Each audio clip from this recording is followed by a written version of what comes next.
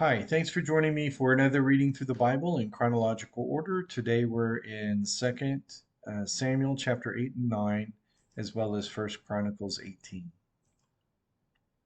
Chapter 8. After this, David defeated the Philistines, subdued them, and took Methegama from Philistine control.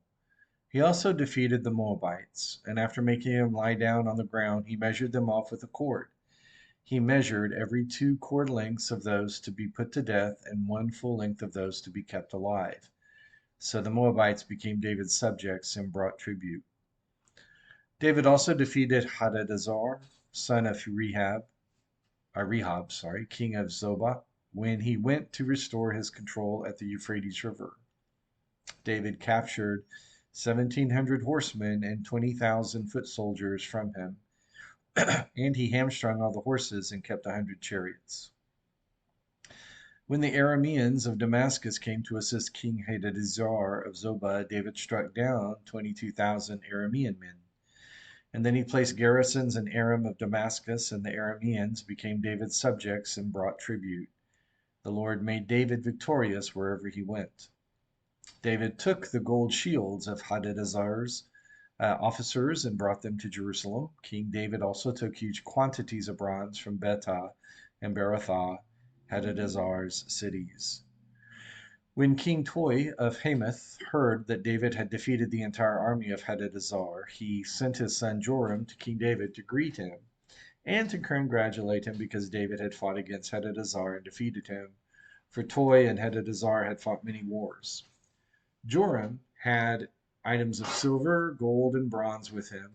King David also dedicated those to the Lord, along with the silver and gold he had dedicated from all the nations he had subdued, from Edom, Moab, the Ammonites, the Philistines, the Amalekites, and the spoil of Hadadezer, son of Rehob, king of Zobah.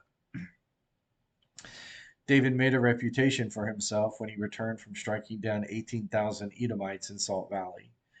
He placed garrisons throughout Edom, and all the Edomites were subject to David. The Lord made David victorious wherever he went. So David reigned over all Israel, administering justice and righteousness for all his people. Joab, son of Zeruiah, was over the army. Jehoshaphat, son of Ahilud, was court historian. Zadok, son of Ahitub, and Ahimelech, son of Abiathar, were priests. Sariah was court secretary. Benaiah, son of Jehoiada, was over the Cherethites and the Pelethites, and David's sons were chief officials. Chapter 9. David asked, "Is there any one remaining from the family of Saul I can show kindness to for Jonathan's sake?" There was a servant of Saul's family named Ziba. And they summoned him to David, and the king said to him, "Are you Ziba?" He replied, "I am your servant." So the king asked, "Is there anyone left of Saul's family that I can show the kindness of God to?" And Ziba said to the king, "There is still Jonathan's son, who was injured in both feet." The king asked him, "Where is he?" And Ziba answered the king, "You'll find him in Lo Debar, at the house of Machir, son of Amiel." So King David had him brought from the house of Machir, son of Amiel, in Lo Debar. Mephibosheth, son of Jonathan, son of Saul, came to David, fell face down, and paid homage. David said, "Mephibosheth." He replied, "I am your servant." David said to him, "Don't be afraid, since I intend to show you kindness for the sake of your father Jonathan. I will restore to you all your grandfather Saul's fields, and you will always eat meals at my table." Mephibosheth paid homage and said, "What is your servant that you take an interest in a dead dog like me?" Then the king summoned Saul's attendants, Ziba, and said to him, "I have given to your master's grandson all that belonged to Saul and his family. You, your sons, and your servants are to work the ground for him, and you are to bring in the crops to your master's grandson to have food to eat. But Mephibosheth, your master's grandson, is always to eat at my table." Now Ziba had 15 sons and 20 servants. And Ziba said to the king, "Your servant will do all my lord the king commands." So Mephibosheth ate at David's table, just like one of the king's sons. Mephibosheth had a young son whose name was Micah, and all those living in Ziba's house were Mephibosheth's servants. However, Mephibosheth lived in Jerusalem because he always ate at the king's table. His feet had been injured. First Chronicles chapter 18. After this, David defeated the Philistines, subdued them, and took Gath and its surrounding villages from Philistine control. He also defeated the Moabites, and they became David's subjects and brought tribute. David also defeated King Hadadezer of Zobah at Hamath, when he went to establish his control at the Euphrates River. David captured 1,000 chariots, 7,000 horsemen, and 20,000 foot soldiers from him, hamstrung all the horses, and kept 100 chariots.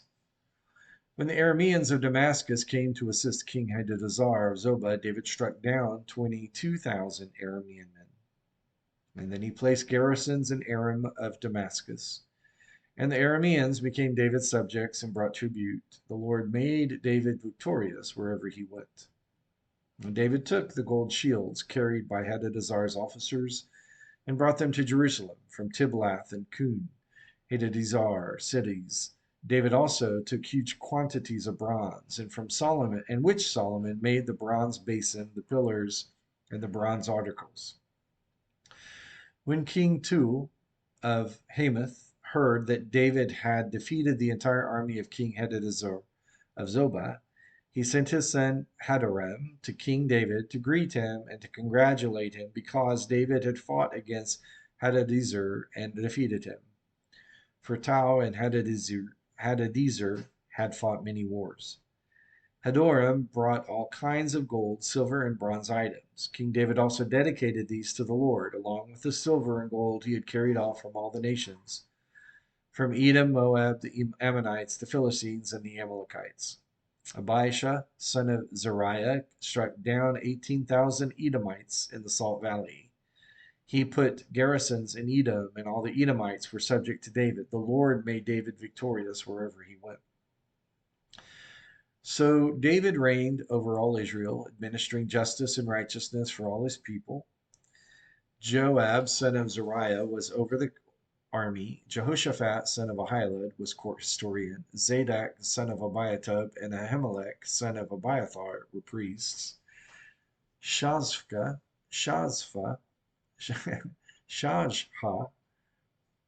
was court secretary. Benaiah, son of Jehoiada, was over the Cherethites and the Pelethites, and David's sons were the chief officials at the king's side. So both of these readings both convey a summary of David's successes and the beginning of his reign, showered with victory after victory after victory, and the gathering together of those resources, particularly the wealth building ones like gold and bronze and others. David devoted them to the Lord, out of which the temple would eventually be built. So it's extraordinary to see the growth and the extent of the kingdom that David is reigning in, and the objective to which he is growing the kingdom is not his own. The objective is the glory of God.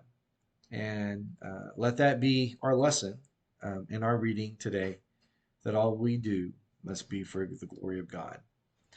Tomorrow, join me for another reading through the Bible in chronological order.